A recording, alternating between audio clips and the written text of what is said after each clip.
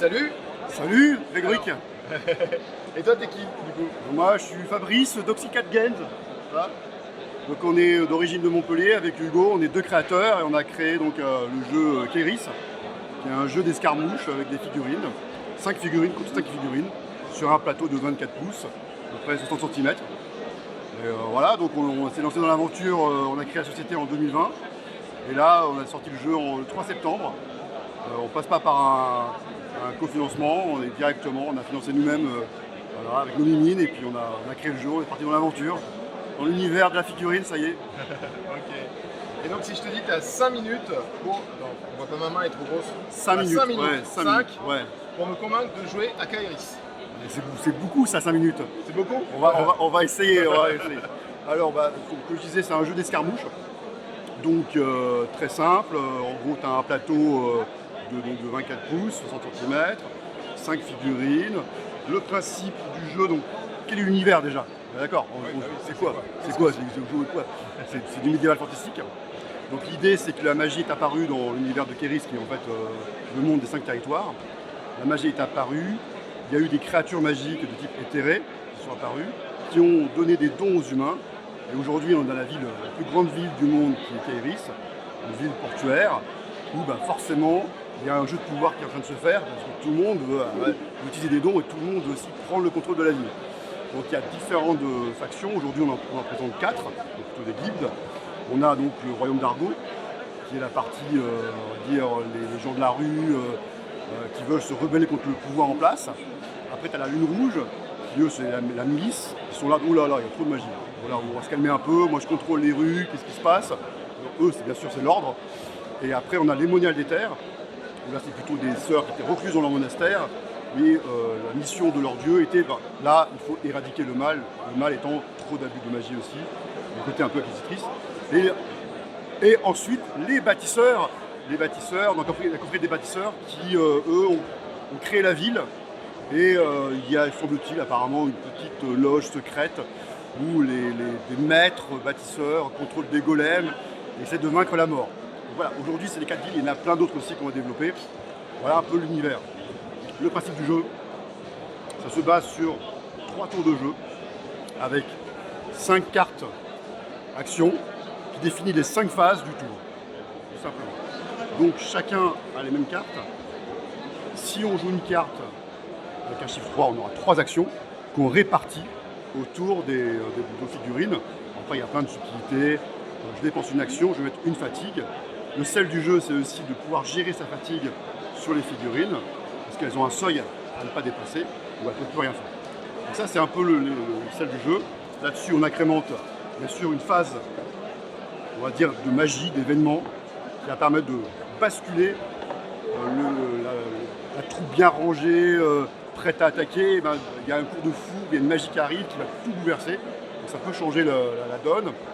Et ensuite, notre sel intéressant, c'est également les règles de déplacement. On s'est dit que très souvent dans les tournois ou dans les joueurs, on a du mal à mesurer, on est en train de se dire ah c'est un chou un peu dépassé. Là il n'y a pas de discussion, on pose la raquette au sol, la figurine au contact et on la place où on veut autour. Donc ça c'est aussi un ingrédient supplémentaire dans le jeu, donc des phases d'action, des cartes d'action, de la magie et donc des déplacements. Il y a plein d'autres choses. Je ne sais pas dans ton chrono où j'en suis. Il te reste encore 2 minutes. Il reste encore 2 minutes, et on peut faire plein de choses. Ce qui est essentiel, on s'est dit, sur les 4 profils, chaque personnage, on a voulu rendre clair et lisible la carte. Donc on s'est dit, on va limiter à 3 capacités en plus sur les figurines, en plus des caractéristiques, ce qui permet de bien styliser le jeu. Chaque profil est particulier en fonction adaptée bien sûr aux guildes. Chaque guilde a un style de jeu différent. C'est pas mal déjà, je trouve ça. Qu'est-ce que je peux dire de plus? Il y a plein de choses que je peux dire. Scénario, Alors oui, très bonne question, Grégory. On sent que tu es du métier. Donc oui, il y a une phase au tout début où on va piocher au hasard 2 cartes mission. Une mission donc, plutôt de combat, où là on va essayer de faire des points en tuant des figurines, même si à Kéris on ne tue pas vraiment des figurines, on les met en fuite. Et il y a aussi une mission contrôle qui vont s'ajouter.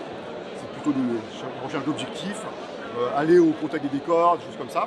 ces 2 missions sont pour les 2 joueurs, donc les 2 peuvent faire les mêmes choses, et ensuite on ajoute une 3e mission qui est tout le temps disponible, qui est la chasse aux éthérés. La fameuse créature qu'on parlait tout à l'heure. Tu chasses un éthéré, tu gagnes 2 points de victoire. Ce trio de missions permet de varier le jeu, puisqu'on a 7 missions de combat, 7 missions de contrôle, ce qui fait une combinaison de 49 missions possibles. Donc il y a une rejouabilité qui est très importante dans le jeu, sachant que très souvent le jeu est différent en fonction du joueur, en fonction de la compo, en fonction bien sûr des événements qui peuvent se passer. Donc tout se passe dans le jeu, il y a très peu d'anticipation qu'on peut faire avant la partie. Donc il y a un côté très intéressant, surtout en termes de tournoi également.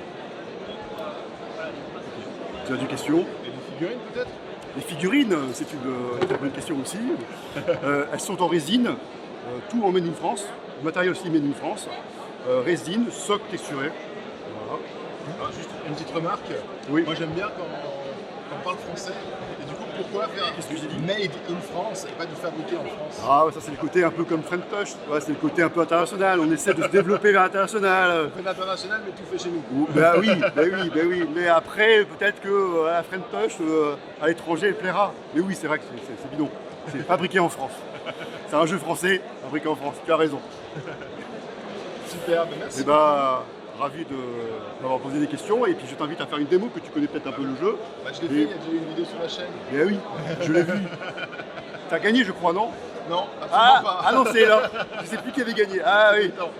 Oui, Voilà. Et donc si on veut retrouver Oxycat Games sur internet, Alors le site oxycat.com ça permet de retrouver le fluff enfin, pas en français. Ça retrouve un petit peu l'histoire de Kairis, les personnages, le contexte narratif. le contexte narratif. J'ai du mal. Le contexte narratif, ça va faire des bêtisiers ton truc. Et donc vous trouvez donc bien sûr la boutique en ligne.